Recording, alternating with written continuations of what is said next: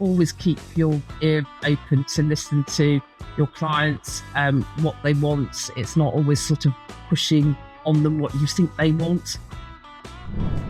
To supercharge your business, you need the tools, skills, and confidence to get customers to desire what you do. This is the place you'll come to listen to advice and debate on business and marketing, tackling the biggest challenges and unlocking the biggest wins. I'm Si McMahon. Welcome to the Content in Business podcast.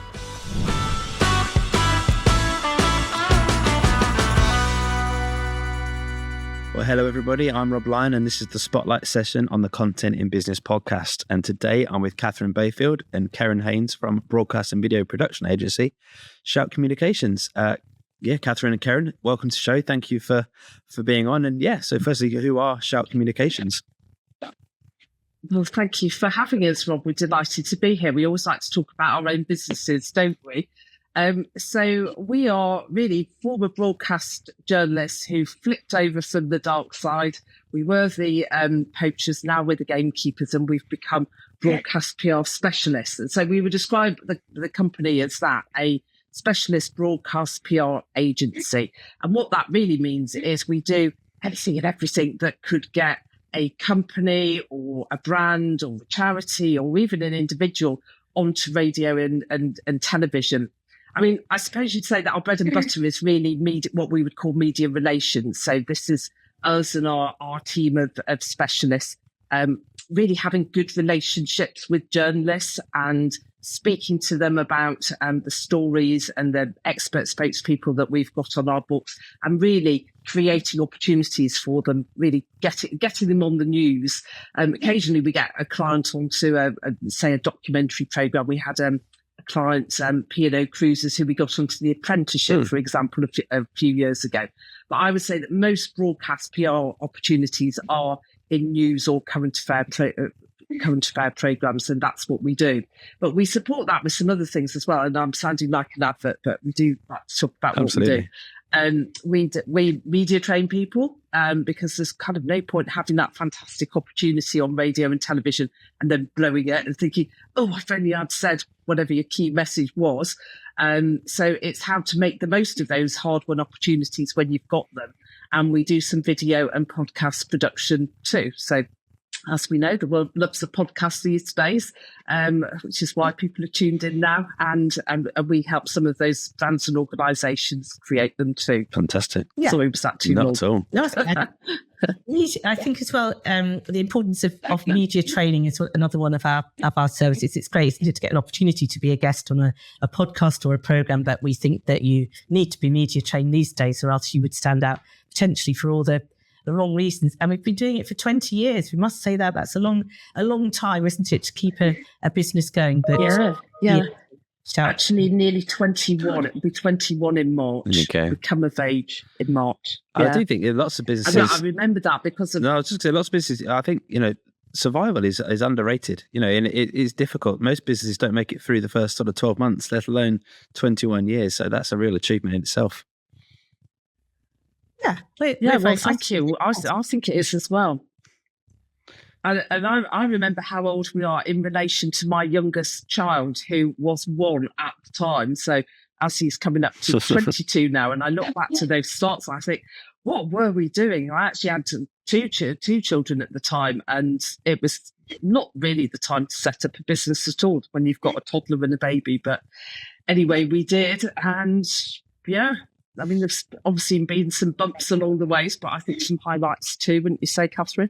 Yeah, definitely, absolutely. And started in a back bedroom in Ealing and a back bedroom in Godalming, and now we've come almost full cycle. I think we're going to talk about that later as to the whole change in the remote working and the different ways that we now work remotely, don't we?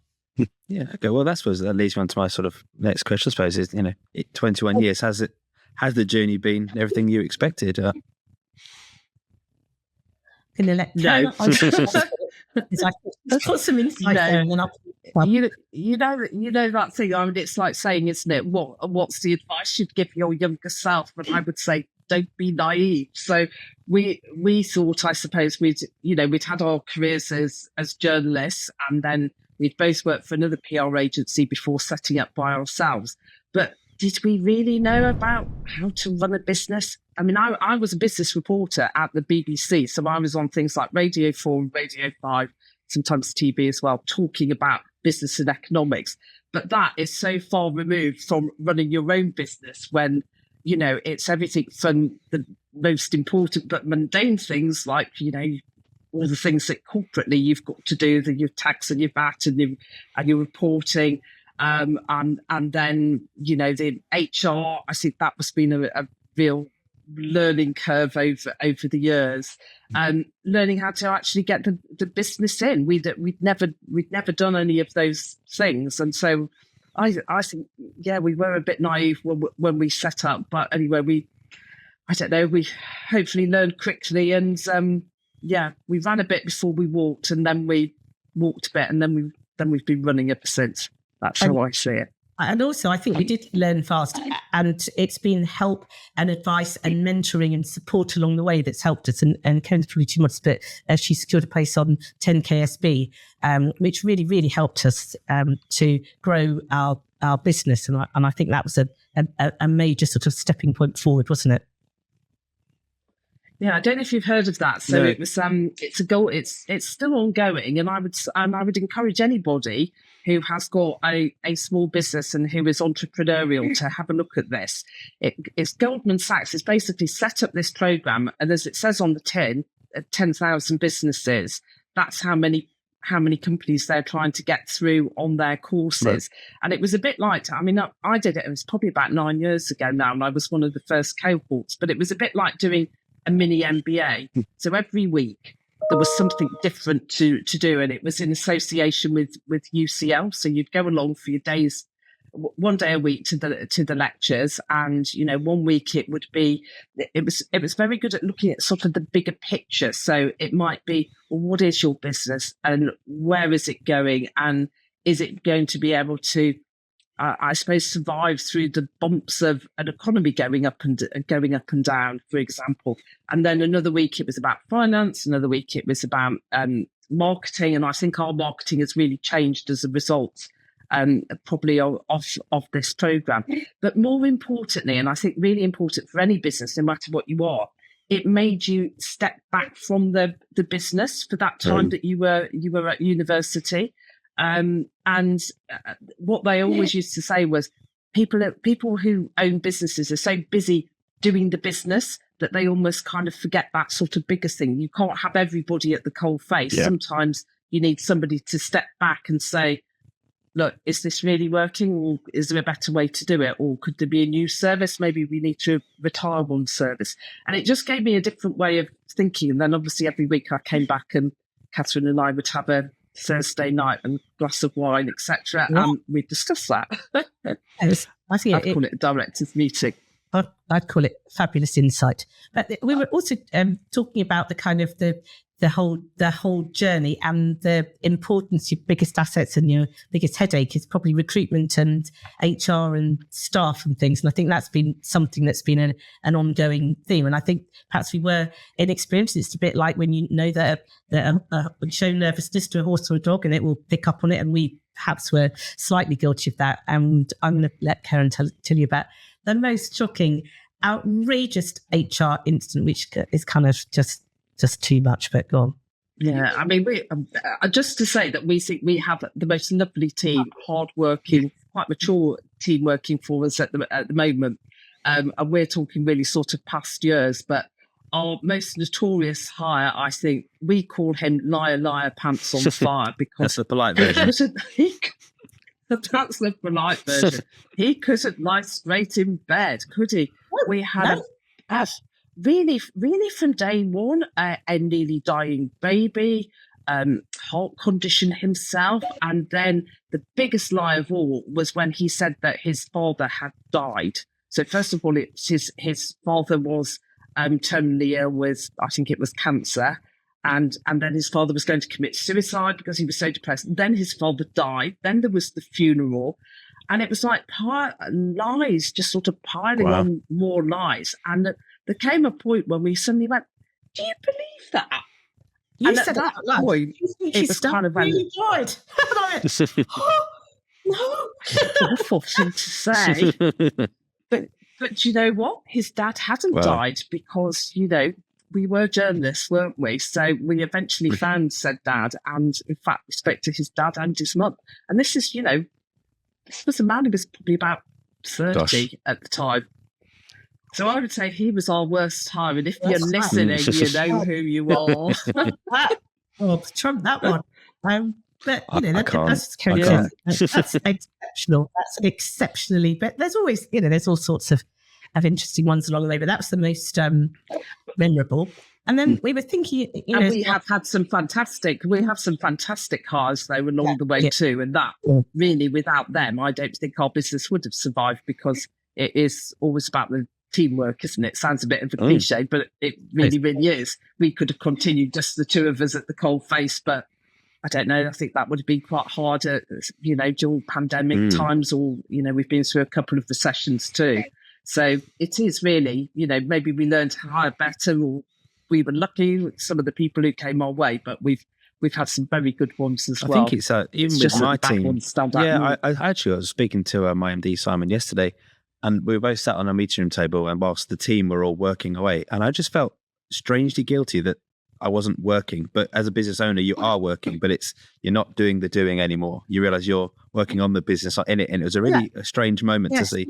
I couldn't get them. We were going to, Megan, who's just returned from maternity leave, it was her first week back, and we were going out for dinner. I couldn't get them away from their desks. And there's me as the business owner saying, come on, turn off your computers. We're going out for dinner. And it was such a strange reality. I didn't even know what they were doing, nor should I, because they have their work to do. They know the overall, goals and where we're trying to get to.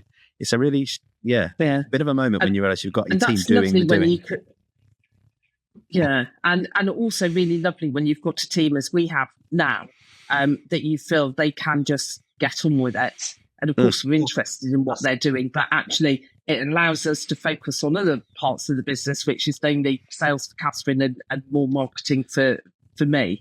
But that way, I think being able to divide up those roles is really crucial, because when it's your business, it's really tempting, isn't it, to try and do everything all the time. And, maybe we were control freaks, but we're trying to be less now. No, definitely. Absolutely. And I think as well that for all agencies, that COVID was such a significant part of the whole journey, in the way that we work and the way that we operate our business, and that we're fully remote. Our radio days are remote, and I think it's just allowed us to move forward with technology in a way that maybe we weren't expecting. And I think that's been a real positive for us, and that wasn't expected. No one expected it, did it? And I'm sure so many agencies have changed the way that they operate, but I think it's helped us definitely. Yeah, absolutely. I suppose one thing that's really interesting, which I find interesting, because is about that sort of vision and dream at the beginning, and what was the ultimate goal when you set out all those years ago. Well, I don't think we've ever been brilliant at a vision that went on for decades. I mean, I suppose it was to begin with, it was to see how it went. And then after a little while, when we went quite well for a year or two, it was to be a bit bigger. And I suppose as we've grown, so have the number of well-known brands that we've enjoyed working with, really. So I think we've always been ambitious, really. I remember when we were choosing the name Shout, we wanted it to be to do with broadcast, but we didn't want it to rule out anything else. And I'm really glad that we didn't, because we have got competitors who've been radio something or TV this and that. And you think, well, why miss out other things? And, over the years, what we did start off with radio and television, but then obviously video online and podcasting have become so much more to the fore, so we've not had to change names. So I think we've always had that ambition, and whilst we remain a boutique-sized agency, some of the big jobs that we do and are in our vision and ambitions for the future, I think are really important to us. Like last year, for example, we went to Barbados with one of our clients, P&O Cruises, because after working with them for about 15 years. We've done a lot of ship launches, but they're normally in December in Southampton on a very dark and grey night. And then suddenly we were in Barbados, and it was quite technical because there was a part of the event. This is the naming of a ship. You know, when a godmother does that, and I named this ship Viva or Iona or Britannia. And then there's normally a smashing of a bottle of champagne or something sparkly anyway. And so part of this event was on the shore, but part of the event was on the ship, which was not mooring. It wasn't allowed to put the anchor down, but it was staying offshore about 800 meters away. So technically that was a massive thing. Logistically, it was a huge thing. And we were doing television interviews from Barbados back to the UK and some radio ones too. So I would love to see more big jobs like that in our pipeline, if that was possible. I'm sure Catherine shares that too. I absolutely share that too. And just I think to clients to continue to have budget. You know, these are difficult times, aren't they? And so I think that to have clients that want to be retained by us and to keep that longevity and then allow us to really help innovate as well.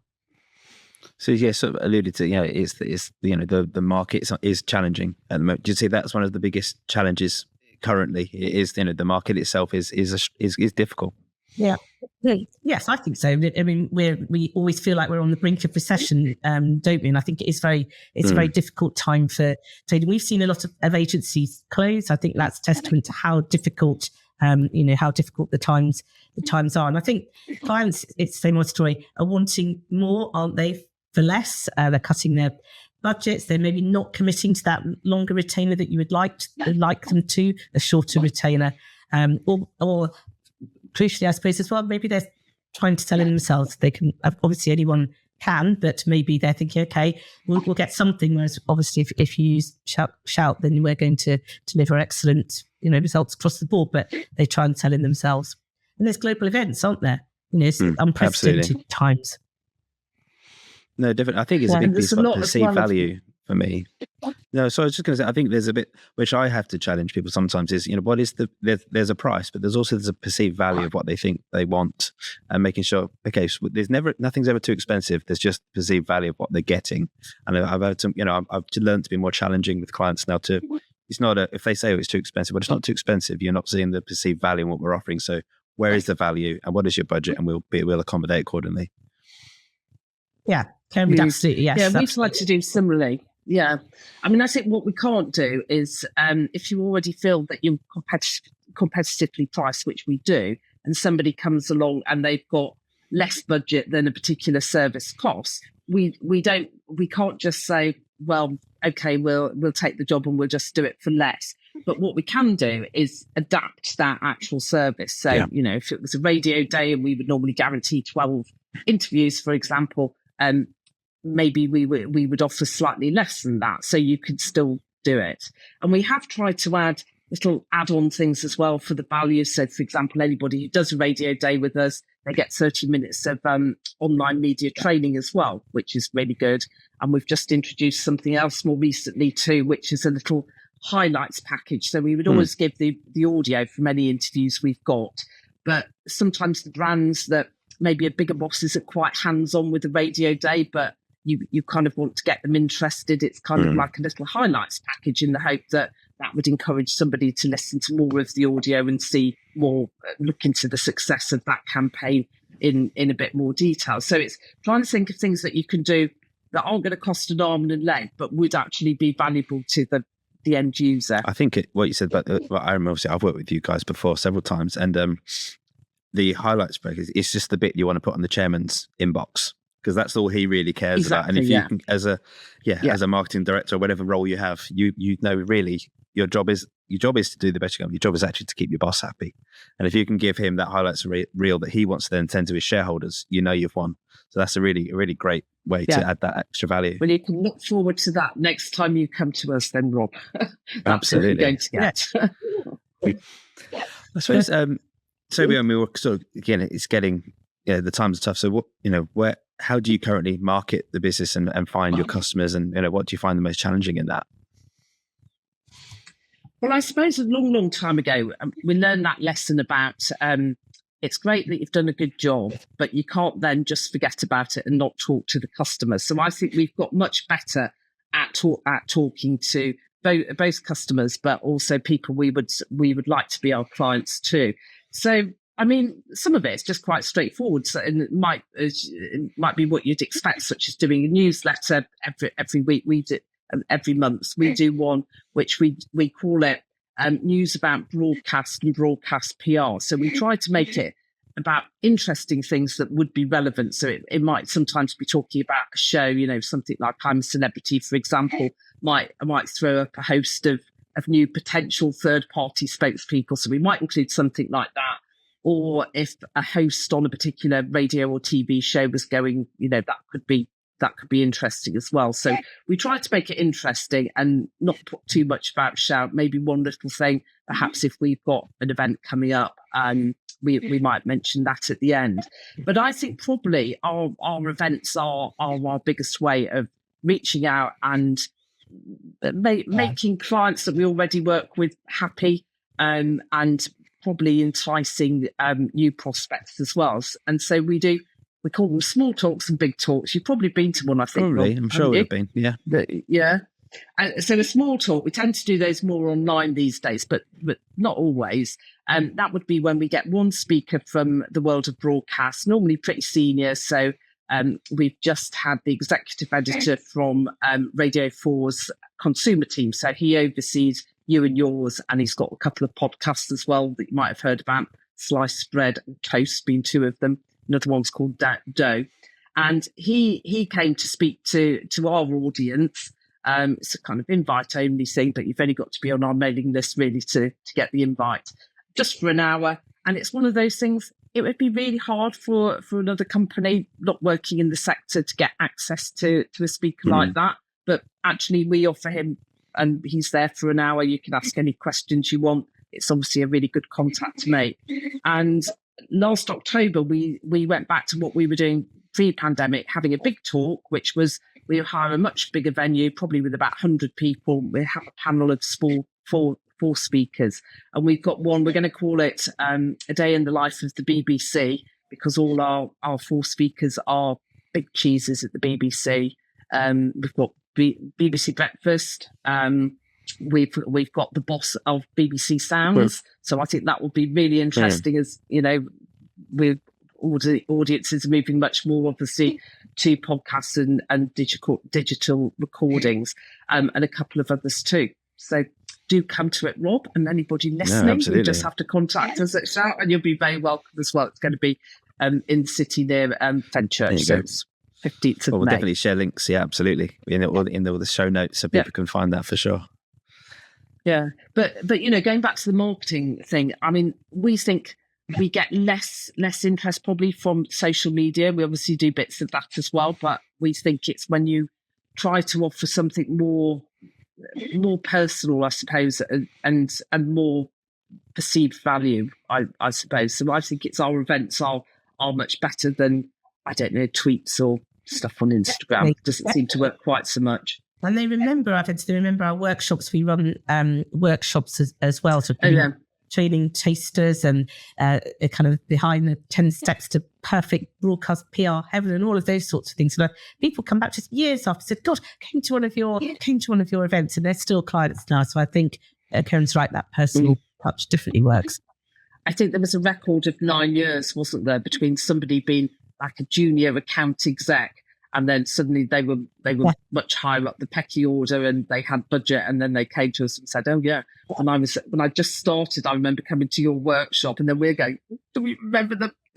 Sometimes we do, sometimes we don't. But yeah, it's great, isn't it? That it's a bit like you put a favour in the favour bank, don't you? So we do offer quite junior people those opportunities too, and then sometimes it comes back, and it's a job. Yeah, and I guess there's with the sort of people that you work with, people move around into different businesses. So if you can build a strong relationship, if they go from, say one organization to another, you keep, obviously that you're anchored into one business, but then they're sort of slotting you into another as well. So building those relationships are really key. And, it's testament to you. I think use people, that the people want to work with you, because there's all sorts of options. Generally, people like working with people that align to their values and their ways of working, and people you just enjoy working with. I'm sure there's, in my instance, probably people far better than me potentially, but generally people like working with me because they like me. Not, that's the first and foremost, one of the most important things in any business, I think. Yeah, definitely. I agree. I suppose we have a closing question, which I think we're interested to which I think always gives some of the most interesting answers. Is with all the experience we've spoken about, what's the one single piece of advice you'd give to anyone in a position like yours? Yeah. Can we have one piece each? One piece each. Yeah, go for it. I'll give my piece. We always have to share our pieces. I think never, ever become complacent. Always keep your eye on the ball. There you go. That's good. I like that one. Karen Scott. And I would say it's been, it's about, which is not short and snappy. It's about listening to people, isn't it? Really, always keep your ear open to listen to your clients, what they want. It's not always sort of pushing on them what you think they want, because actually, if a client thinks that you understand them, then you're going to have a much better rapport. And listening to your team as well. Never valued a team so much probably, and it's about what they want too, because the happier they are at work, and I believe that everybody should be happy at work, because we do such a lot of it, don't we, over a lifetime. The happier they are at work, then the better the service the client gets, and it becomes a positive little circle. Yeah. So listen, if I had to sum it up in a word. Listen. What she wants to say. Listen. Yeah, that's good. Love it. Love it. That's heartfelt. That's good. Yeah. No, that's perfect. And we'll definitely, like I said, we'll link to the Shout website and all your social platforms, so people can find out everything about you. And certainly these sessions you were speaking about, they sound fantastic. So yeah. Yes, everyone's welcome. They're brilliant. I think it's been a really interesting session. Thank you very much. It's been lots of inspiration there, insights and tips. I think the one thing that's really underrated is resilience in business, and clearly you two have got tons of that, because there's that's something that I think in my internal monologue, I often just don't feel I have resilience. I was talking to Catherine before we started, and actually you realise when you look back, you're actually more resilient than you think. You do, Rob. You do. You are so more resilient. We're lucky, Rob, because... Yeah, but I think for us as well, we're really lucky that Catherine and I, that we've got each other. We set up the business together. We've known each other since we were in our early 20s, when we both trained together to be journalists, and we're really good friends. And I think, that has carried us through some ups and downs, I would say. And yeah, I think we're very lucky to have that too. I think it's interesting. I said that when I my first hire here, I spoke to, it was actually my mum's partner, and I said, Mick, I now need somebody else. And he said, employ the best person you can afford, and if they're a friend, all the better, because you'll need somebody. You're number two. You need somebody that's got you and understands you. And yeah, I think that's a very, very important part. Is that what you did then? Yeah, I couldn't really. Did you do that too? And I couldn't really afford Simon, if I'm honest. But I knew that I need someone that you need to employ people that are better than you ultimately in lots of things that you do, and that's what I did. And I was very fortunate that Simon was having a bit of a career change himself at that point. So the planets aligned, and he's our MD now, and he runs the show. I sometimes I think, oh God, what would I do without him? And that's the beauty of getting that first hire right. Definitely. So there you go. Thank you for indulging us, Rob. I've really enjoyed talking to you about us. They're always really interesting. Thank you very much. And I suppose to everyone listening, thank you who's watching or listening. Thank you for listening to the Content in Business podcast. Make sure you like, rate, share, and follow this podcast. And we'll see or speak to you again soon. Thank you very much. Thank you. Cheers.